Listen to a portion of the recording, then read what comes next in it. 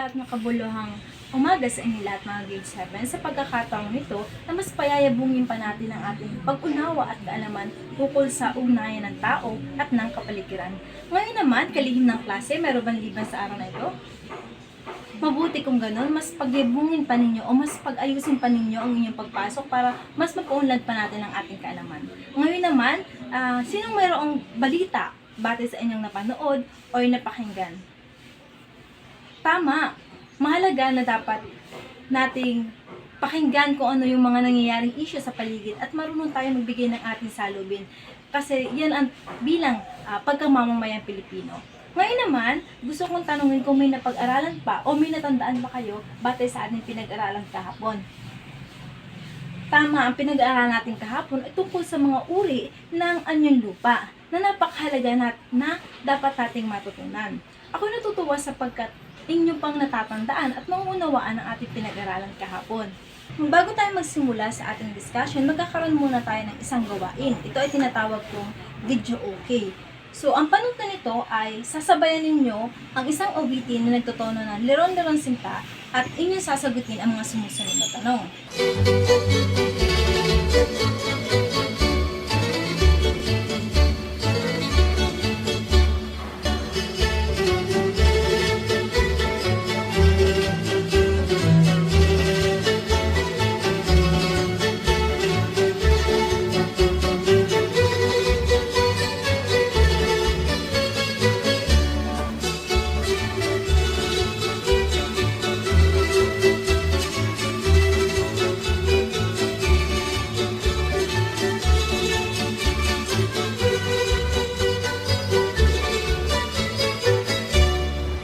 Tungkol saan ang inyong napanood na video?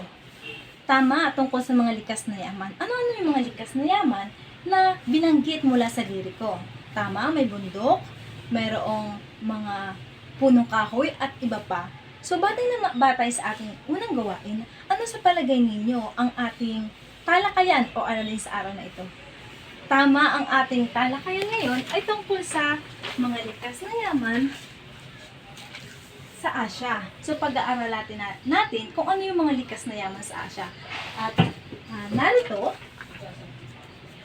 narito ang layunin na dapat natin makamtan pagkatapos ng ating discussion. Una ay naiisa-isa ang likas na yaman sa sarili nating pamayanan. Dapat nakapagbigay tayo ng mga likas na yaman sa sarili nating pamayanan. Pangalawa ay nakapagbigay tayo ng mga likas na yaman sa Timog Silangang Asya para mas maunawaan pa natin ang ibang relihiyon ay magsisimula muna tayo dito sa ating rehiyon. Pangatlo ay napapahalagahan ang mahalagang gampanin ng likas na yaman sa pamumuhay ng tao.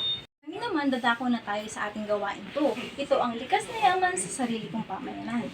Ang ating panuto ay gamit ang graphic organizer, magbigay ng mga likas na yaman na narinig o nabasa ninyo na matatagpuan sa bayan ng Marinduque na magkaratig. Nakalaan ng 10 minuto para sa inyong gawain. So, para sa unang pangkat, ang Buwak at Mukpog, ikalawang pangkat, Santa Cruz at Torrejos, at ikatlong pangkat ay Gasan at Binibista. Mahuhusay ang inyong pinakita. Talagang ipinakita ninyo kung ano yung mga likas na yaman na matatagpuan sa sariling pamayanan. Ngayon naman, dadako na tayo sa ating discussion o malayang talakayan. Ano ang likas na yaman? Tama, ang likas na yaman ay tumutukoy sa mga biyaya na ipinagkaloob ng tao. Ito, pagkaloob ng Diyos rather. Hindi ito gawa ng tao, kundi ito ay bigay ng Diyos. Ito ay nagmula sa kalikasan at nagbibigay ng malalim na benepisyo sa mga tao. Ngayon naman, may 4 na uri ang likas na yaman. Pwede ba maisa-isa? Tama, ito ay yamang tubig, yamang lupa, yamang gubat, at yamang mineral. So tama yung sinabi ni Tina na mahalaga talaga na dapat pangalagaan natin yung likas na yung yamang lupa kasi tayo ay binigyan tayo ng mga arable land kumpara sa ibang bansa. Para sa sunod na slide, maaari mo bang basahin at ipaliwanag, Kesha? Yamang lupa, ito ay katulad ng mga bundok, gubat, buron, talampas, malawak na kapatagan at lamba. Karaniwang ang tinataniman dito ay palay, mais, prutas, gulay, kape at kakao. Malaking bahagi ng ani sa mga lupay ng tinatawag na aning pang-commercial tulad ng niyog, tubo, abaka, tabako, tubo, goma, kapok, at iba pa. So, yung yamang lupa ay syempre yun yung tinatanim dito sa ating lugar, sa ating kapaligiran. So, yun ay napapakinabangan natin mga tao. Ano katulad nga ninong sa niyog, tubo, at tabako.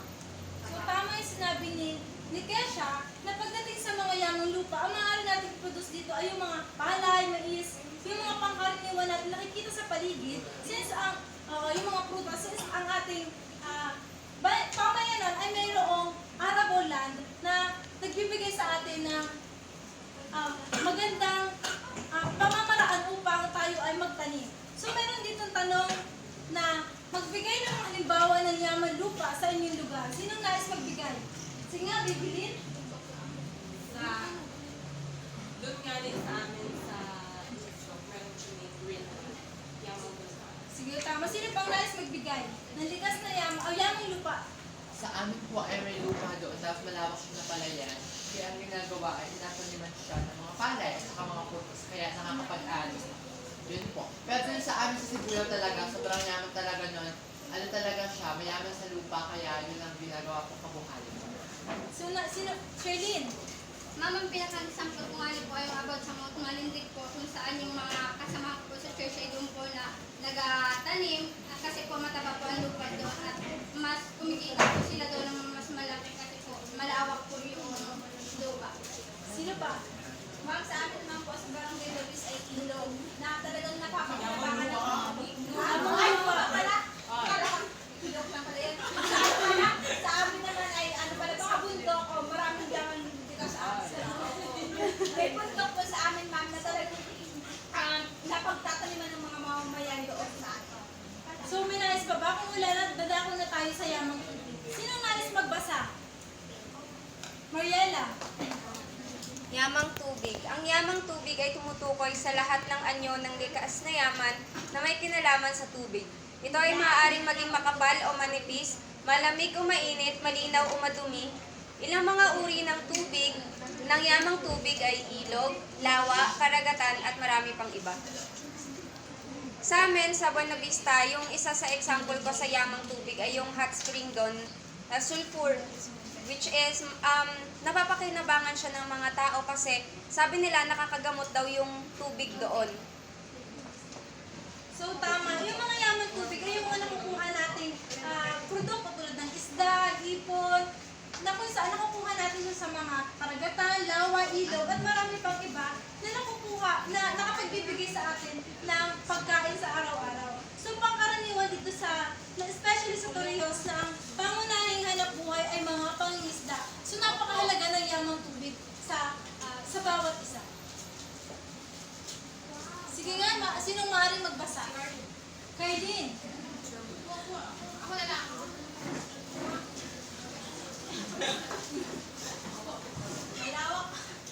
Malawak ang karagatan ng Pilipinas na umaabot sa baybayin ng 17,614 kilometro at 266 milyong hektaryang coastal waters at 193.4 na karagdagang bahagi na nagmumula sa karagatan. Tinatayang umaabot ng 18.46 milyong hektarya ang kabuoang lawak ng karagatan kabilang ang 338,393 hektarya ng lapian at mga ilog imbaka na matatagpuan sa bansa. So dito sa yamang tubig na sinasabi na makikita natin na ang pagdating sa Pilipinas, mayaman tayo kasi narito tayo napapaligiran tayo ng mga tubig. So napakahalaga talaga na dapat maunawaan natin na kung ano yung mga malalapit na uri ng anyong lupa o anyong tubig na makikita natin sa paligid ay yung naging pangkaraniwang hanap buhay ng mga tao. Dito naman sa susunod slide ay may tanong ang isang diver. Sabi niya, magbigay ng halimbawa ng yamang tubig sa inyong lugar. Sa amin, ulit. Sige. Ilog. Ilog. Ito na ito. Sa barangay namin sa Dawis may ilog na talagang napapakinabangan ng mga tao dun sa paglaba, sa paghugas ng sasakyan, sa pagdilig ng mga halaman. Nakakabawas na yun sa bayaran ng kuryente. So,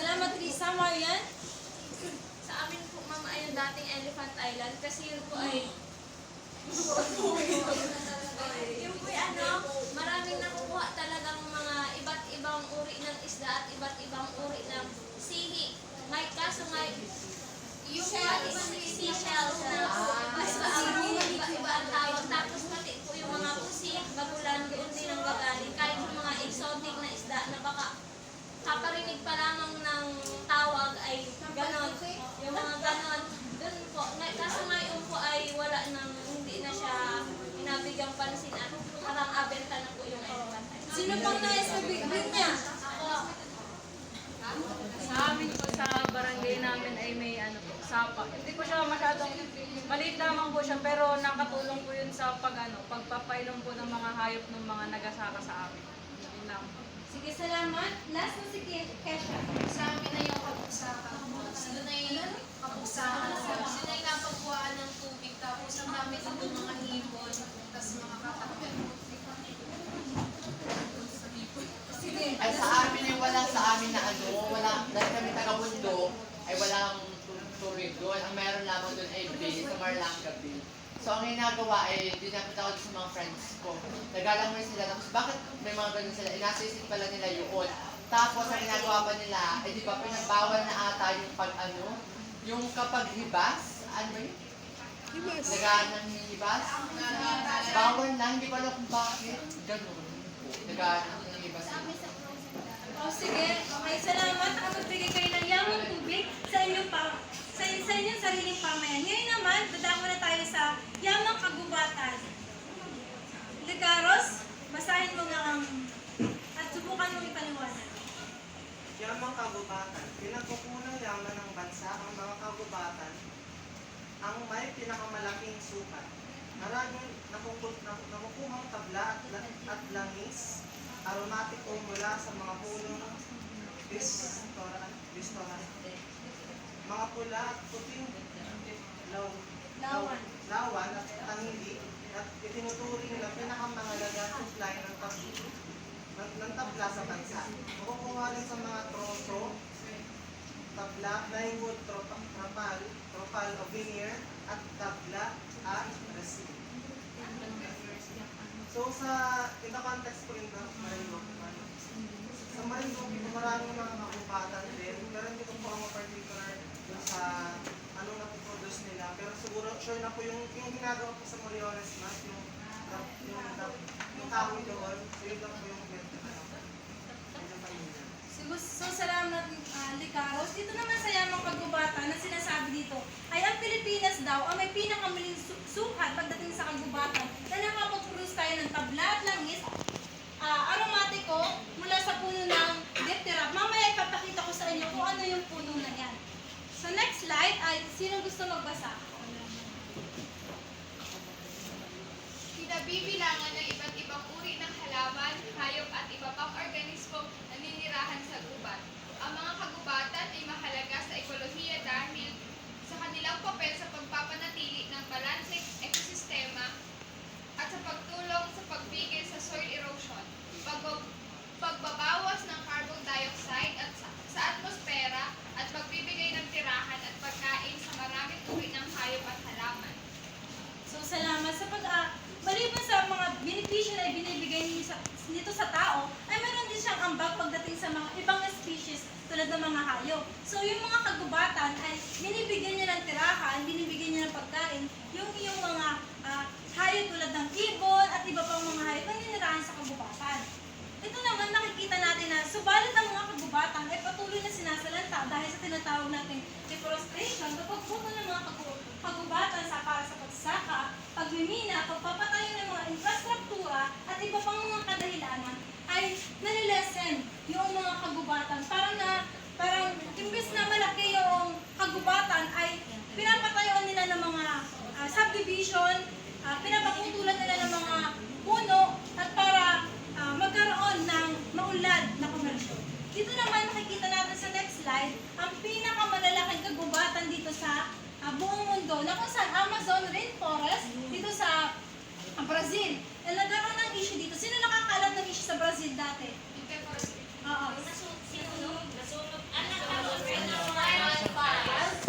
Yes, nagkaroon siya ng massive fire na kung saan nagdulot ito ng lubhang pagkamatay ng mga species na matatagpuan lamang sa Amazon dahil sa sobrang laki ng Brazil ay hindi siya masyadong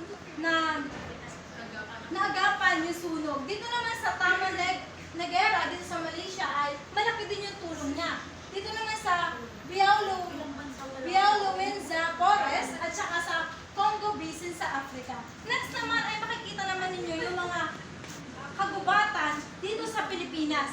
Ito ay ang lungsod ng Makiling Forest Reserve, Palawan Biosphere Reserve, Cordillera Center Ridge, Agusan Mars Wildfire Sanctuary at ang Sierra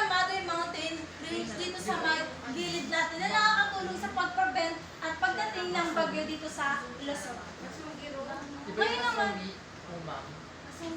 Masunggi ba? yes. Ngayon naman may tanong dito si Monkey. Ano-ano ang mga kagubatan na magtatagpuan sa probinsya ng Marinduque? O yung mga bundok? Ma'am, sa amin po ay merong uban, pero hindi ko alam kung anong tawag. Kasi doon sa Sibuyao at saka sa Tumagapok ay yung wildlife Ay, oo, reserve. sanctuary. Sanctuary. So, Ay, reserve siya. yes. Pero, sino nakapunta doon? Hindi, parang may daan din sa amin sa Pagbobo. Paparoon doon. Pero sa amin, hindi pa ako nakapunta doon. Pero sabi malamig doon. Pero sa amin po, may kagubuatan doon sa Marandig. Ang tawag naman doon ay Kailuto. Kailuto? Yes! Kailuto? Hindi Kailuto, Kailuto. So napunta po kami doon ay, ang inagawa ay nanunukit ng nyug. Tapos minsan ay, para nakakatakot ka lang sa puntahan kasi makubat.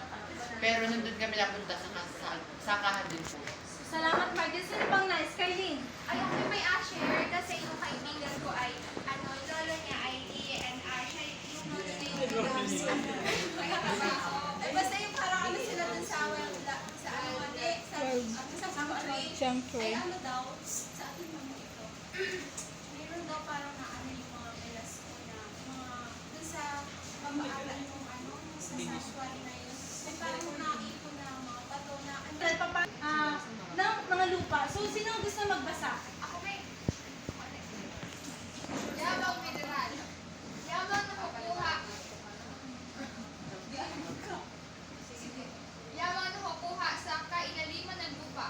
Ang mga lupain sumasakop sa yamang ito ay kabilang sa mga lupain pag-aari ng bayan o public domain, kasama ng lupang sakahan, kagubatan at pambansang parke. Ang mga mineral na ito ay maaaring maging mahalaga sa ekonomiya ng isang bansa dahil sa kanilang potensyal na paggamit sa industriya tulad ng pagmimina, konstruksyon at enerhiya. Subukan mo yung paliwanag para sa iyong pagkain. So para sa akin yung yung mineral ay yung mga nakukuha sa nahuhukay sa ilalim ng dagat. Halimbawa doon ay yung mga copper.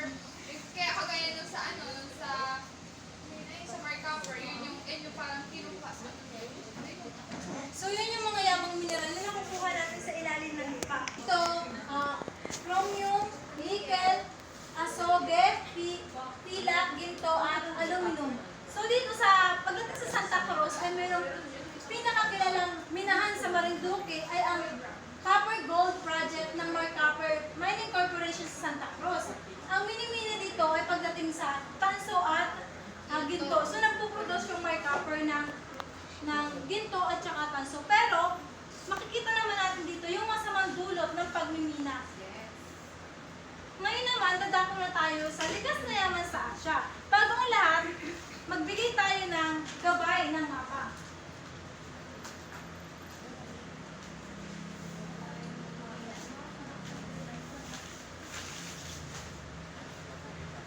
So, sa Timog Silangang Asya, tinataya na 84% ng kagubatan ay matatagpuan dito sa Brunei. Dito sa Brunei, na kung saan nagsisilbing panirahan ito ng iba't ibang uri ng mga hayop tulad ng unggoy, ibon at reptile. Dito yan sa Brunei. Makikita natin dyan yan. Next naman ay dito naman pagdating sa Myanmar. Sa Myanmar naman ay matatagpuan natin ang pinakamaraming puno ng daeg. Ipapakita ko sa inyo kung ano yung punong yan. Sa buong mundo, samantalang maraming punong palm at matitigas na kahoy gaya ng apitong, yakal, lauan, kamagong, ipil, pulang naram, mayabis at iba't ibang species na dapo ay nasa kagubatan ng Marinduque. So makikita lang natin na Pilipinas rather. So makikita lamang natin na pagdating sa Timog Silangang Asya, particularly sa Myanmar at saka Pilipinas, ay malaki yung kagubatan o malaki yung mga pinagtatamnan natin ng puno. Ito yung mga halimbawa ng mga puno na binanggit kanina. Ito yung puno ng taek, apito, lauan, ipil, dapo. Na yung dapo ay sobrang sikat dito especially dito sa Marinduque, lalo nung pandemic, kasi binabenta nila yan. Pero ang puno ng pal, yakal, kamagong, at mayipis. Kaya malaki yung Di ba meron pa yung pinamoy na kanina?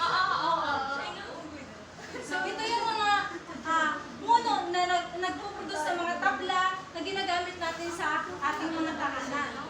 Ngayon naman, dadako na tayo sa Irrawaddy River at Sitan River na pinakamatabang lupa sa Myanmar. So dito yung Myanmar na kung saan matatagpuan natin yung pinakamatabang lupa dito sa mundo. Sa Cambodia, ito ay paligid ng Mekong River at Tonle Sap na kung saan ito ay nagbibigay ng tulong sa mga mamamayan dito sa Cambodia. Next naman, sinong gusto magbasa para sa Pilipinas? Lisa. Ang Pilipinas ay isa sa mga bansang nauuna sa buong daigdig sa produksyon ng langis ng niyog at kopra. Ang kalabaw, baka, baboy, kabayo, kambing at manok ang karaniwang inaalagaan ang hayop. So tama yung sinabi ni Lisa na pagdating dito sa Pilipinas, kahit saan ka magtingin, ay makakita tayo ng mga niyog. Kasi ang pangunahin dito hanap buhay ng mga tao ay mga nagaluhan, nagakopra, yan, na kung saan nagaproduce tayo ng langis, ng niyog, na nakakatulong, tinutulungan naman tayo ng mga hayop katulad ng kalabaw, baka, baboy, kabayo, kambing at manok na kung saan pag tinatanong tayo, anong gusto mong hayop maalagaan? Karaniwan na sinasabi ng mga tao ay baboy. Kasi para daw sa dibo nila, baboy daw para sa outing, ganyan, sa kasal. So malaking tulong noong baboy, kalabaw, baka, para sa panghanap buhay ng isang tao. So next naman ay dito naman ang Pilipinas naman, ang pangunahing mineral dito sa Pilipinas ay ang tanso na kung saan kilala nga yung sa Santa Cruz yung Mike Copper para sa pag-produce ng tanso. Next naman ay sayamang mineral, malaki ang deposito ng langis, natural gas sa Indonesia. At ang mahigit 80% ng langis sa Timog Silangang Asya ay nanggagaling sa bansang ito, gaya ng mahigit sa 35% sa liquefied gas sa buong mundo. So makikita natin na mayaman ang Indonesia. Pero hindi pa rin sapat yung yaman ng Indonesia para kalabanin yung mga ibang nasa rehiyon. Yung liquefied gas din ang pangunahing mineral ng Malaysia, habang tanso naman sa Pilipinas tulad ng sinabi ko kanina. Ang malalaking ilog ay pinagtatayuan ng dam na kung saan doon nag-iipon ng tubig na nakakatulong sa pag-produce ng hydroelectric power dito sa Pilipinas at sa ibang rehiyon. Na siya naman pinagkukunan ng kuryente. Next slide naman ay makikita naman natin dito nandito ang mga bansa at dito yung mga likas na yaman na matatagpuan sa kanila. So sa Brunei, sino nais magbasa ng likas na yaman na matatagpuan? Bibilin? Langis at natural gas. Cambodia, Levi? Cambodia, zircon, sapphire, ruby, asin, manganese, at phosphate. East Timor, Kesha? East Timor, ginto, petrolyo, natural gas, manganese at marmon. Para sa Indonesia, Langis, natural gas, natural Bauxite. tanso, nickel, carbon, pilak, diamante, and ruby. Kailin, para sa Laos, carbon, batang agog, gypsum, and peat. para sa Malaysia, Nicole? Malaysia, langis, natural gas, tin, bauxite, tanso, bakal, ginto. Para naman sa Myanmar, Myanmar, langis, natural gas, tin, antimony, zinc, tanso, tungsten, tingga, carbon, tanso, carbon, nickel, pilak, marmon, batong apog, jade, ruby, sapphire. so, next naman, Tina? Tanso, ginto, pilak, nickel, tingga, chromium, zinc, cobalt, manganese, langis, natural gas. Para naman Singapore, Jeff? Thailand? Thailand, carbon, swing, tingga, tin, gypsum, and baka. Ronald, para sa Vietnam? Vietnam, ginto, bakal, tin, zinc, phosphate, chromite, carbon. Para naman sa panghuli na Malaysia? Pia? Malaysia, langis, natural gas, tin, bauxite, tanso, bakal, at So, nauna naunawaan ba ninyo yung mga likas na yaman sa Timog Silangang Asya? Opo! So maaari na ba tayo mag-proceed sa ating panibagong gawain para masukat kung inyo bang naunawaan ang ating malayang talakayan? Opo! Sige, dahil dyan magkakaroon tayo ng gawain 4. Ang gawain 4 ay tinatawag ko na likas na tanong. Ninya, basahin mo nga ang panuto. Panuto. Pumili ng mga basket na naglalaman ng mga likas na yaman. Sa bawat basket na inyong pipiliin ay may mga tanong na inyong sasagutin. So dito sa mga likas na tanong na ito ay meron akong likas na basket. Ito ay tinatawag kong basket na may anong Balinghoy! balinghoy. Basket na may lamang balinghoy. Isda! Basket na may lamang isda. Ginto! Mineral! Basket na may yamang mineral. So, sino ang nais pumili ng isang basket dito? Lisa. Ano? Balinghoy. Balinghoy. Not bad.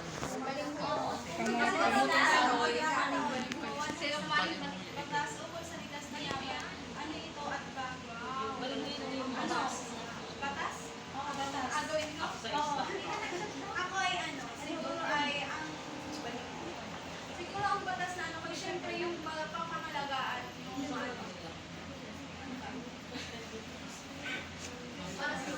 Yun, sa mga anay, magkakaroon ako ng mga panukala tungkol sa pangangalaga sa mga likas na yaman, particular sa yamang likas.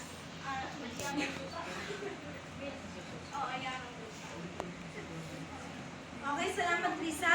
Ninya, maaari kang pumili ng mga basket. Maliban sa basket na may balinghoy. Basket ng isda. Yes, akin yung brilliant.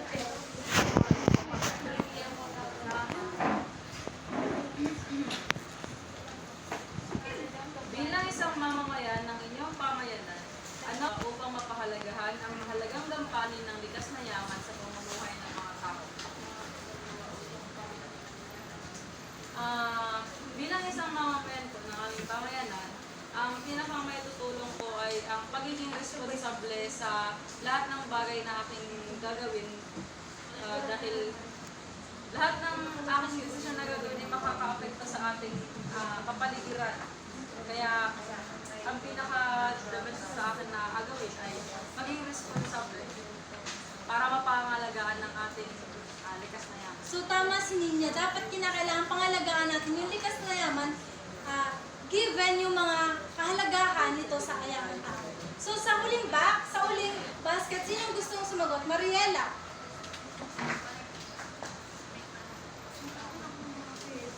Kung makakausap mo ang iyong punong barangay, ano ang iyong panawagan upang mapangalagaan ang iyong likas na yaman sa inyong pamayanan? Sa amin kasing barangay ay no to mining talaga kami. So, kumbaga, parang hindi, kung ano man, kung kakausapin ko man yung punong barangay, siguro yung pagpapaikting na lang nung batas na yun, or nung panukala na yun na no to mining. Kasi, although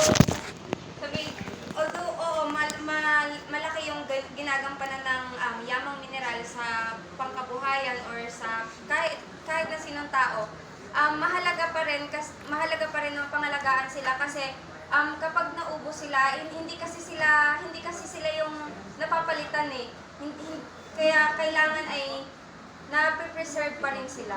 So tama yung sinabi ni Mariela na kailangan natin ma-preserve yung likas na yaman kasi hindi naman lahat ng likas na yaman ay nagkakaroon ng napapalitan.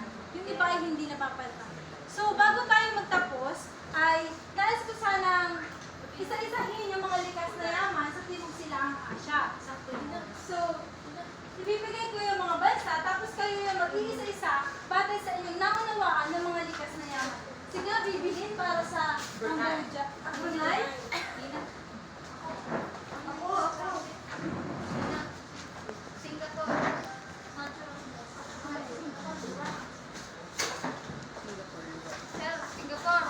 Singapore. So, hindi nyo naman kinakailangan ko. Mamaya hindi ka lang. Ay, meron na sa Singapore. Uy, bakit mo yung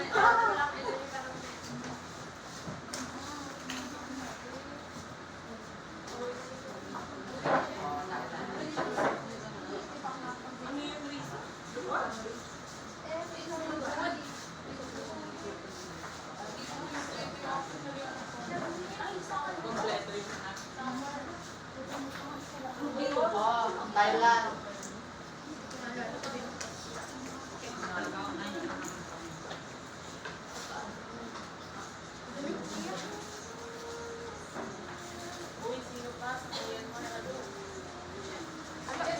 Sa Laos, Indonesia.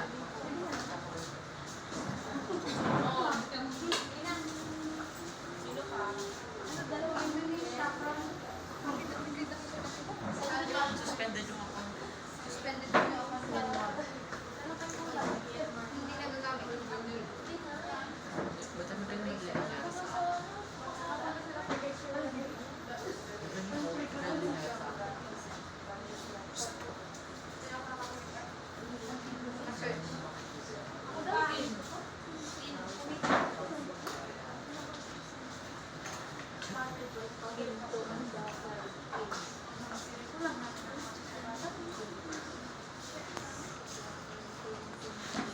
Sa Thailand pa, magbigay kayo sa Thailand.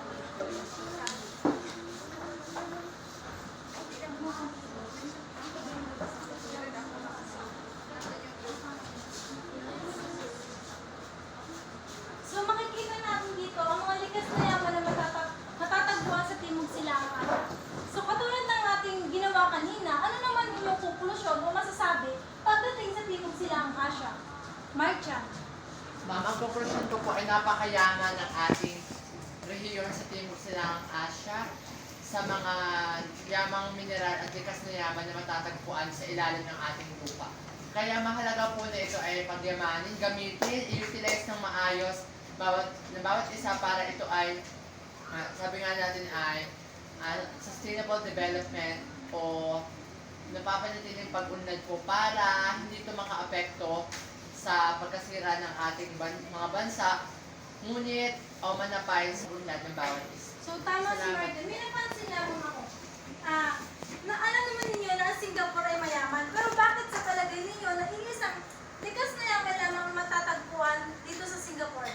Tina. Kaya siguro isa lang ang matatagpuan sa Singapore kasi napakaliit ng area niya at walang yung lupa para sa mga agriculture sa likas na yaman kasi puro building siya.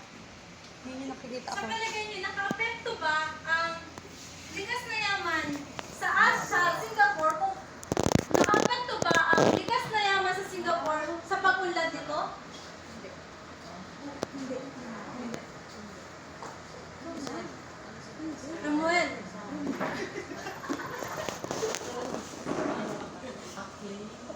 Ano sa palagay niyo? Yung Singapore kasi di ba mayaman? Sa palagay mo, nakaka-apekto ba ang likas na yaman na nag-iisa dito sa Singapore sa pag-unlad nito? Opo, kasi parang yan po yung pinaka-asset nila. Diyan sila kilala kasi yun yung parang pinaka-mag-build ng kanilang ekonomiya. Kilala sila bilang sa luwad. So yung luwad ang parang represent na, ay pag sinabing luwad, sa Singapore yan makikita. So, bakit kaya sa palagay ninyo, yung Singapore ay mayamang bansa, pero isa lamang ang likas na yaman na matatagpuan? Samantalang dito sa Pilipinas o sa ibang rehiyon, ay hindi naman sila mayaman, pero maraming likas na yaman na matatagpuan. Mariela. Sa akin pong palagay, kaya mayaman pa ring bansa ang Singapore sa ito'y kahit na iisa lang ang likas na yaman na matatagpuan sa kanila, it's because nag-focus sila sa industrialisasyon, yung kung saan ay nag-focus sila sa import pag-import kasi hindi naman pwedeng umasa ka lang doon sa likas na yaman given na isa lang yon. So kumbaga kailangan mong humanap ng ibang paraan para matustusan yung pangangailangan ng buong bansa. Kaya sila ay nag-focus sila doon sa industrialisasyon and yun nga pag i-import. So, tama si Mariela na hindi ibig sabihin na yung isa lamang ang likas na yaman na matatagpuan sa Singapore ay mag-abis na lamang sila doon. Sige, Marjan, Dagdag ko magdadagdag na ka ba? rin kahit tayo mga grades sabi pa lamang, advanced speaker kasi ako. Kasi diba, yung Singapore ay mayaman sila bilang yes, sa mga port. Sila ay daungan, kaya yun. Thanks. So, ngayon naman bilang pagwawakas, tungkol saan ang ating pinag-aralan? Kesha. Ang ating pong pinag-aralan ay ang mga likas na yaman sa Timog Silangan. Ano naman yung natutunan mo? Arlene. Sige. Lisa. Ang natutunan ko po tungkol sa ating aralin sa mga likas na yaman sa Asya ay bilang isang mag-aaral ay matuto tayong tumulong sa pagsulong ng mga o sa pag-preserve ng mga likas na yaman na ito. So, sino pa ang gusto sumagot? Okay, wala na. Ngayon naman, bakit sa palagay niyo na mahalaga na dapat pag-aralan natin ang likas na yaman? Ano yung silbi nito na mababaon natin? Bakit kinakailangan natin siyang pag-aralan? Ninya,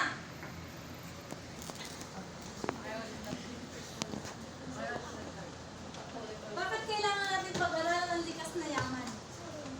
Para po sa akin, kailangan nating pag-aralan ang likas na yaman, lalo-lalo na sa ating pamayanan dahil ito po yung makatutulong din po sa pang-araw-araw natin na pamumuhay. So, tama si Ninya. Next, Mariela. Para sa akin, mahalaga na pag-aralan natin ang mga likas na yaman para kaakibat kasi nun yung pagiging responsable natin eh. Kasi alam natin na may iba't ibang uri ng likas na yaman, kagaya na lang ng sinabi ng ilog, sa mga anyong lupa. So, kumbaga, kung magiging responsable tayo, mas mapapangalagaan natin yung mga likas na yaman na meron tayo sa isang bansa. Kagaya din ng sinabi ko kanina, may mga likas na yaman na hindi mapapalitan. So, kung hindi tayo responsable, maaaring maubos yung likas na yaman na yun na meron tayo sa isang bansa. So, tama. Lahat ng mga sinagot nyo, sinabi nyo ay tama na dapat may gampanin tayo para protektahan yung mga likas na